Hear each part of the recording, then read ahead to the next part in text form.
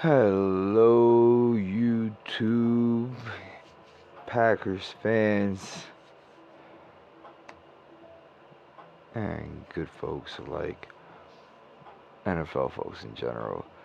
It's your boy Lucas here with the Big Go Pack Go channel where, we support all things Packers and we say Go Pack Go loud and proud at all times cuz, we love the Packers. That's just how it is. Now, I do talk very realistically. I'm not a super fan over them. I am a super fan. Don't get me wrong, but I do keep it very real. I'm not gonna beat around the bush. And and like I said, keep it realistic. I understand. Um, things like as far as the topic of today's video, the defensive coordinator. The Packers fired Joe Barry, and even though we don't ever celebrate somebody being, don't shouldn't really celebrate somebody losing their job. Thank God they got rid of Joe Barry. He was definitely not working out with the talent that they had. He was just not a good defensive coordinator. And they went with somebody who has a pretty good past. Um, they went and grabbed Boston College's Jeff Hafley. Uh, he's a more of a defensive backs coach, but he does have some defensive coordinator experience in the college ranks. Um, and yeah, this signing was a little bit ago, but I didn't want to ignorantly make an instant reaction uh, and talk about him without knowing something about him first. But and everybody's first initial reaction, anyways, was who? Because we had been hearing about Denard Wilson, Zach Orr, all these other folks, and left turn, we go to, you know, we switch it all the way other way. And then, good God, we're looking at Jeff Hafley, Boston College head coach, who's in the last season of his contract with the Boston College. Um, you know, and the big thing is, we're just like, none of us knew who he was, period. That was it. All we knew was what the headline told us. Boston College head coach Jeff Hafley to become the defensive coordinator of the Green Bay Packers.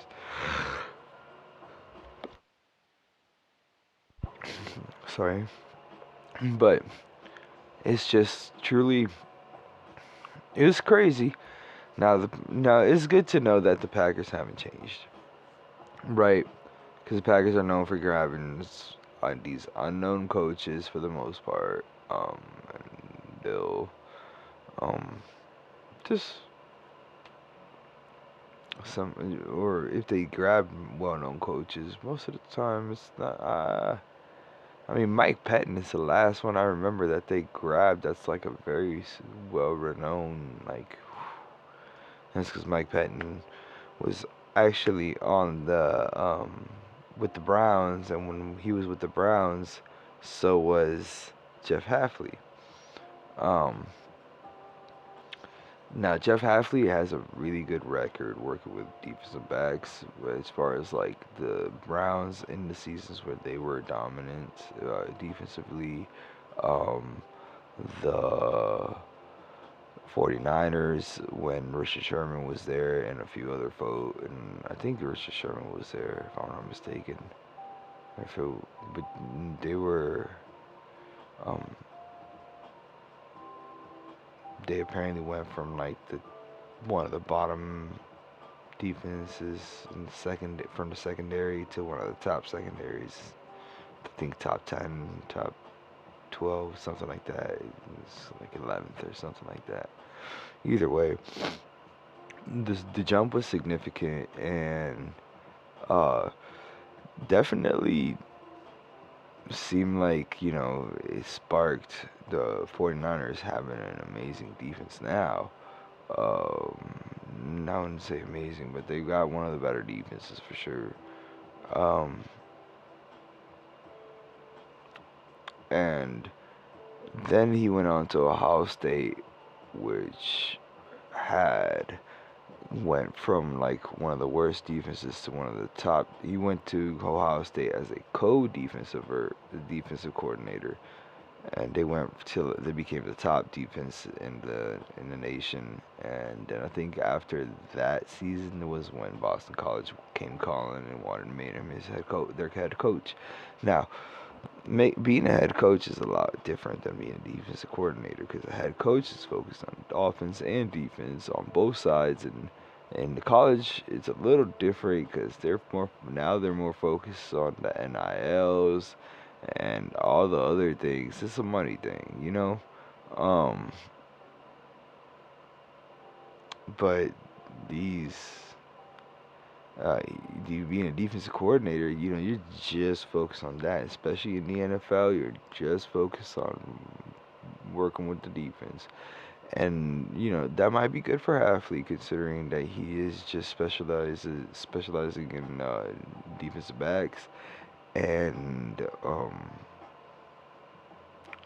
he's already had a little experience in defensive coordinating, and he apparently did a really good job. Sure, it was a coach, so we'll see what he does alone. But the big thing is that it's convenient, right? I was just talking about it on my last video where the Packers need somebody that can take advantage of a good front seven that they have, right? And they're gonna move to a 4-3 defense, which well, actually, well, it's not 100% known, but it's looking like it's gonna be a 4-3 defense. If it has been already confirmed, then I might have missed it. But moving to a 4-3 means four guys with their hand in the dirt, two or three linebackers in the back. I mean, Quay Walker's gonna have to get a good running buddy. That can give him a Dre Greenlaw and Fred Warner type mix, a like old school with like what is it? Uh, Luke Kuechly and dang, I forget that boy's name. Well, before John Beeson was there, John Beeson was Luke Kuechly, Shaq Thompson was a problem. I'm trying to remember a old boy that was there before him. John Beeson. No, it wasn't John Beeson, but either way, I'm sorry. I'm not entirely a Panthers fan, so forgive me. I'm just trying to remember all them good ones, good um, linebacker duos that were just you know now in the league. Like I said, you got for that Fred Warner and Drake Greenlaw. Um, the Chiefs themselves have Nick Bolton, and when he's out there, Willie Gay is not that bad. He's not one of the best, but Nick Bolton definitely does. Having Nick Bolton out there definitely does elevate his play. Because if I remember correctly, Willie Gay wasn't that great before Nick Bolton. Um, Either way, though, so really, what and I was already talking about it. The Packers are just one more linebacker away from having that front seven be.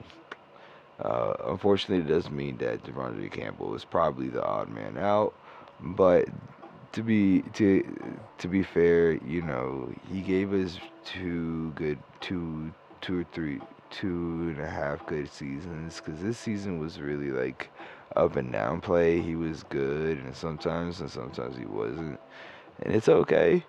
Um, Down year it is, and that's cool. But his contract is expensive compared to most others. The Packers do need to cut down some salary cap, so they might need to go draft or grab another young linebacker that can be a part, on the other side from Quay Walker. Um, and it possibly they might have to grab two. Truthfully, grab one from the free agency, one from the draft, because they're the biggest thing about them is that sure they need safeties in abundance, and they are going to need one more cornerback, one or two more cornerbacks. Really, one more. I like the group they have now as cornerback. They're not that bad at corner, but they need maybe one more that just for health reasons, because Jair got injured a few times. So did and Eric Stokes came back from an injury just to get injured again. So poor boy can't catch a break. Like damn. Um, but truthfully, and if you know, in the whole entirety of that video is take advantage of a good front seven that's not that far away from being great, and then it's going to be a very young secondary, inexperienced secondary, so they're going to need good coaching, and having a specializing in defensive back coach is going to help develop these guys, and hopefully, the Packers have definitely made a very um, have done a very cerebral move, if you haven't noticed, because they went from Mike Pettin, who was a defensive line heavy, uh, defensive line mind, like as far as like specializing defense coordinator, to Joe Barry, who was a linebacker coach, and he was linebacker focused, right? And the Packers were needing a linebacker. They developed Quay Walker, and they have Isaiah McDuffie, who's coming into his own. Which is why I say they might need to pick up one or two just for the competition's sake. Isaiah McDuffie might need that competition to stay fresh and stay on his toes to keep growing. Um, but now they went with a corner because they're gonna need to develop corners. Um, and maybe it just coincides that way, but at the same time, they definitely made a very smart choice going this way. Now we'll see, if all they can, if Jeff Halfley can tie this all together, and definitely take it, help the defense, because with the 4-3, we might be able to get a little more pressure, send the linebacker out, one of the linebackers down, and that means they would be playing a true 4-3, send the linebacker to blitz, two to recover, have the other and have the safeties and corners up on man. Um, we'll see what it is. But as far as I've been hearing, the word that comes to mind with him is aggressive, and that's just exciting for any Packers fan, because we're tired of seeing ridiculous off coverage, no, not giving up big plays, but they're dunking down the field and and the Packers are just letting scores go that they could have stopped them. So it's exciting. It's exciting to see that we're gonna get more aggressive play. We're gonna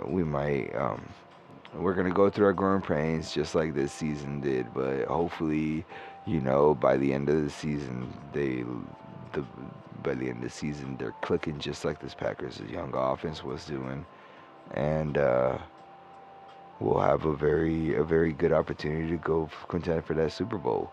Um, I am excited for this. It's been a long time since we've seen change. Packers have been running a 3-4 since Dom Capers, so it's nice to see a change for once, uh, from a 3-4 to a 4-3. Um, well, pray he does. He sticks to that. And if he does a hybrid, it's cool. Because the Packers were running a 3-4, so those players know how to run that. So if he wants to disguise it and kind of play it differently, he'd be smart too. But if he runs a true 4-3 and he decides to do his own thing in that degree, Go for it, my guy. We just want to see our cornerbacks in their man's face, pressing up, not 10 yards away, 10 to 15 yards away. That's it. That's all we can ask for. You know what I mean?